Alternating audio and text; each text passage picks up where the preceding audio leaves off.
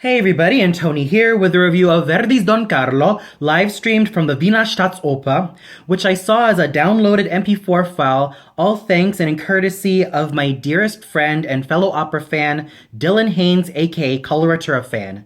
The conductor was Marco Armirato, the production was done by Daniele Abado, the set designers were Graziano Gregori and Angelo Linsalata, the costumes were done by Carla Tetti, the lights were done by Alessandro Carletti, the assistant director was Boris Tetka, and the chorus master was Thomas Lang. I was mainly looking forward to this live stream production mostly because of the cast.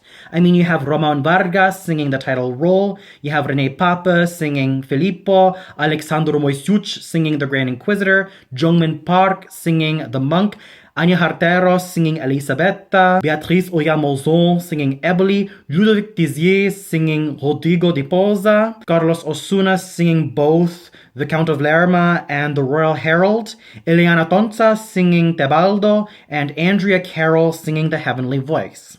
I'll get to them later. With that said, let's get on to what I thought about the production, costumes, singers, conducting, and chorus. The overall production of this Don Carlo is very dark, but it's well lit. But at times it can be too dark for me to see what's actually going on between some of the characters in the opera. For example, the duet between Filippo and Rodrigo di Posa was very, very dark.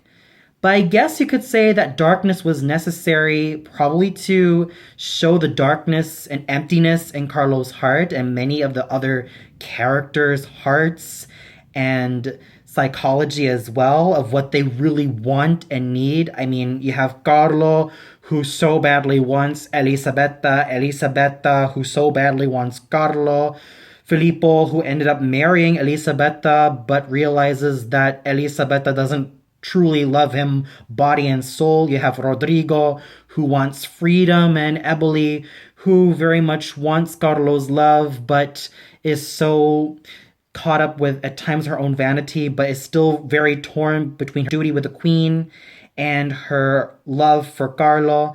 It kind of really says something when the characters want something in the opera and it's reflected on the darkness and just how haunting the production tends to be. I have to say that the best thing about the production was, as to be expected, the auto da fe scene, in which, yes, unlike other traditional auto da fe scenes in which it's loaded with scenery, loaded with grandeur, it still holds up pretty well. I mean, you have the backdrops, which is gold, and other colors as well. You have certain characters on like some benches to really see what's going on between the execution of the Flemish deputies. And you even have a lot of moments where at least the scenery can be quite decent from time to time, but I have to say that the lighting was very well done. But the costumes really do steal the show for me. What I can tell from this production is that this production transports the original action from the 1500s, where a lot of Don Carlos take place, and have transported it to Verdi's time, which is about, like, I'd say the 1840s, when he had his first successes doing the likes of Nabucco, Macbeth, Louisa Miller, and many other operas. It's as if to say they want to really make it in memory of Verdi and therefore place the entire action of Don Carlo to his time.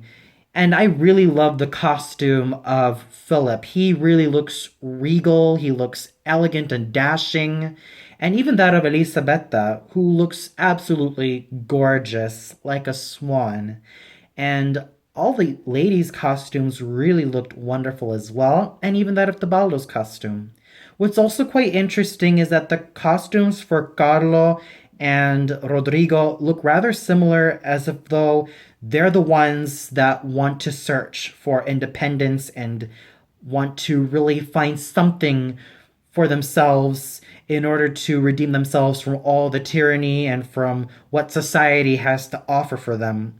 So overall, while I don't really care about much of the production design, even though it can look fine from time to time, I have to say that the costumes at least were elegant in their own special ways. With that said, let's get on to what I thought about the singers, the very aspect that I'm usually excited for. Starting off with our main hero, we have Ramon Vargas as Don Carlo. Over the years, we have seen him do a lot of these bel canto and Mozart roles designed for a light lyric tenor. However, over the years, we have seen him develop into a more full lyric and spinto singing voice, singing the likes of Rodolfo from La Boheme. He probably might have done a little bit of Cavaradossi from Tosca, and even some more Verdi roles like the Duke from Rigoletto, Alfredo from La Traviata, Don Carlo, Riccardo from Un ballo e maschera, and many other full lyric and spinto Italian roles. He mostly specializes in the Italian repertoire, basically the romantic repertoire in general of the Italian and French repertoire, even though he sang the likes of Lenski from Eugene Onegin. As Don Carlo, I really thought that he did wonderfully in terms of his singing. It's focused, it's clear, it's clean. He has really clean attacks on the notes. And as an actor, he's quite fine and dashing. Yes, at times I would love to have a lot more passion and fire in this role, but what he offered as Don Carlo, I still have to really give him credit for everything he did vocally and in terms of his skills as an actor. He has a very dashing stage presence and has a very fine voice all throughout, which manages to be very focused and very elegant and full of style all throughout. He did a very solid job really embodying the title hero, and his singing with a lot of his colleagues, whether it be Rodrigo or Eboli, Elisabetta, or some of the bassos, was equally well done. And he was definitely a pro at his job. And then we have his lover, Elisabetta, sung by Anya Harteros. I also saw her in this role about 2 to 3 years ago at the Deutsche Oper Berlin. She's been very much in demand for all of these spinto soprano roles. She did start off as a very lyrical singer, but as time went on, she did a lot more spinto roles, like Elisabetta di Valois, for example, Leonora di Vargas, the Trovatore Leonora, and she's about to do Sieglinde from Die Walküre. What I thought about her singing as Elisabetta is that it's very solid. It has a very fine timbre, it has a very focused and very fine timbre to her voice. I really like how she was able to show the desperation of this queen. I really enjoyed every moment she was on stage. You could really see the agony, the desperation, and that longing for freedom that she has, and she portrays it very well. Her singing was fine all throughout. Oh yes, some people do want a heavier voice, like the likes of Renata Tebaldi, or in terms of something more flexible, Leontine Price, or in terms of something that has a lot more musicality, the likes of Montserrat Caballé, or Maria Chiara, or Mirella Freni. But I thought that with Anya Harteros, she managed to really embody Elisabetta very well. As the lady-in-waiting to Elisabetta, we have Beatrice Uriart-Monzon as La Principessa Eboli. She has dominated the stage as Carmen, Giulietta, Didon, Cassandra, and many other femmes du monde, these characters who are women of independence, power, wealth, beauty, strength, and have a sense of wanting more in life. You could really tell that someone like Beatrice Uriart-Monzon is a pro at doing all of these roles, especially that of Carmen. And I thought that her Elisabetta was well sung. She had a pretty okay start in her veil song Nei Giardin de Bello. I thought she did very well, though I did miss a little bit of the agility that is needed, but she still manages to handle this aria with a very solid technique and a very fine voice. But I thought she did so much better in O Don Fatale, which is probably one of the most powerful Verdi arias for any mezzo soprano or low dramatic soprano. You could really tell that she has been singing roles like Carmen, Giulietta, Dalila, and many other of these classy femme du monde characters for a very long time, which did have a little bit of an effect on her voice, seeing that it wasn't as polished as it used to be many years ago. But I have to give her credit for everything she did as Principessa Deboli. She did very wonderfully in this role in terms of the drama, the flair, and the diligence that she gives to this character. And her scenes and moments with all of her colleagues on stage were just well done, especially the Pietà Perdon moment with Anya Harteros as Elisabetta. Then we go to Rodrigo di Bosa, sung by another French singer, the wonderful Chevalier baritone Ludovic Tezier, who sang this role with such style and elegance. I was totally blown away. I've seen this gentleman singing the role of the Count on a DVD version of Le Nozze di Figaro alongside Elzbieta Schmidtka, Giovanni Furlanetto, and Janice Watson, just to name a few. And I thought that his singing was very well done. His death scene was so full of pathos and poignancy. However, there are times I seem to notice that there were moments of unevenness, but despite that, he managed to really conquer the evening and really conquer this role with style, elegance, and charm, and really made this role his own, as he's been doing for the past several years. He is definitely a pro at really doing Bosa, and he did very fine all throughout the evening, especially his duet in the first act, Dio che nell'alma infondere, which is definitely yet another moment I always look forward into this opera, aside from Filippo's Ella Jamai Mamo, the monk's little solo with his fellow monks, and of course, the scene between the Grand Inquisitor and Filippo. Speaking of the likes of Filippo, Grand Inquisitor, and the monk, without these three basso roles, you would not have Don Carlo. And leading this trio of basso roles, we have René Pape singing the role of Filippo il Secondo. He's been singing this role for many, many, many years, and it definitely shows how much of a pro he is at singing roles like this. I did see him perform excerpts of King Mark at the Teatro Colon in Argentina, and he is definitely a pro at doing a lot of these regal and really noble roles, though at times he also specializes in a lot of the devilish roles as well. One should not look further than his interpretations of Mephistopheles and the four villains from Tales of Hoffmann, just to name a few. And what more can I say about Monsieur Pape? He is an absolute pro with singing roles like this. He has a rumbling, dark, and very noble tone to his voice, which I absolutely love in Monsieur Pape. And in fact, that's pretty much his calling card with roles like this. He has a very fine timbre.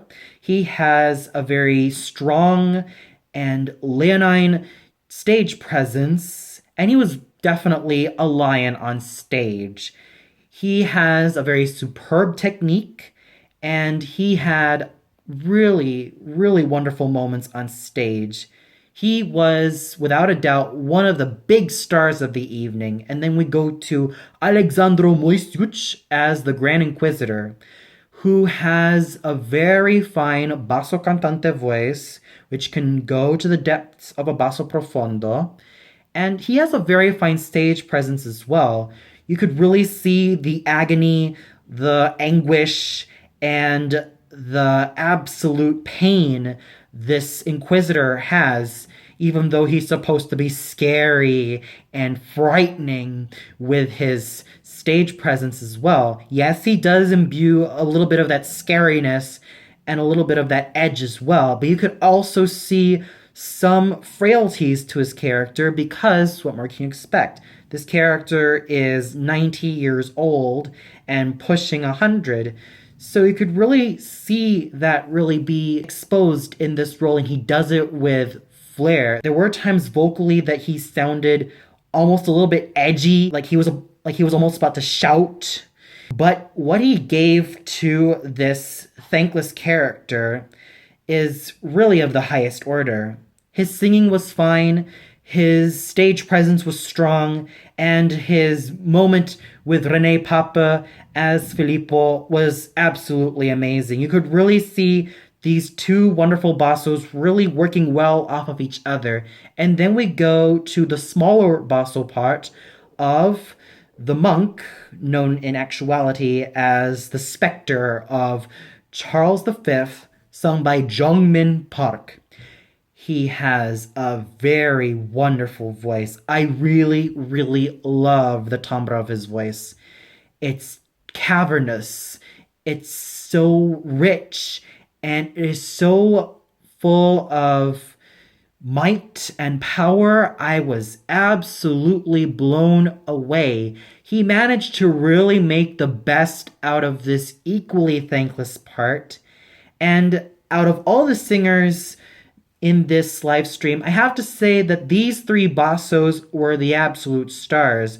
From Rene Pape to Alexandru Moisiuc to Jongmin Park. And then we go to the tinier roles. Carlo Osuna sings magnificently, using his lyric tenor voice to his advantage, singing the roles of Conte di Lerma and the Royal Herald. Elena Tonza uses her lovely, scintillating, and sparkling light lyric soprano voice to bring the Page Tebaldo alive. And then Andrea Carroll has such a sparkling and pristine voice full of agility and beauty as the heavenly voice.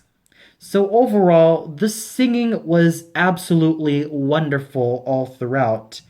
The absolute star is Rene Pape as Filippo II, without a doubt. And I also have to give a really huge kudos to all the main singers, from Ramon Vargas, Anya Harteros, Beatriz Oriamozon, to Ludovic Tezier, to Alexandru Moisiuc, and to Jongmin Park. You guys were absolutely amazing, and especially with the tinier roles sung by Carlos Osuna, Andrea Carroll, and Elena Tonza. Everyone did magnificently, and the conducting done by Marco Armiliata was equally well done. Granted, I would have loved the opening chords of Ella Jamaima Mo to be a little bit more full of gravitas, but what he had to give throughout the entire evening was absolutely well done. And I have to say that the chorus of the Wiener Staatsoper does not disappoint in any shape or form. They did absolutely well. So overall, I really have to say that this live stream production of Verdi's Don Carlo was very well done, with Rene Pape coming out on top as Filippo, really giving off such wonderful tones and really makes his character as multidimensional as always, and also continues to give off such a fine stage presence. And kudos as well to all of his colleagues for doing an equally wonderful job. Well, that's all for now. Be sure to tune in tomorrow for my review of Verdi's Trovatore live from the Royal Opera House. So until then, have a great summer, everybody.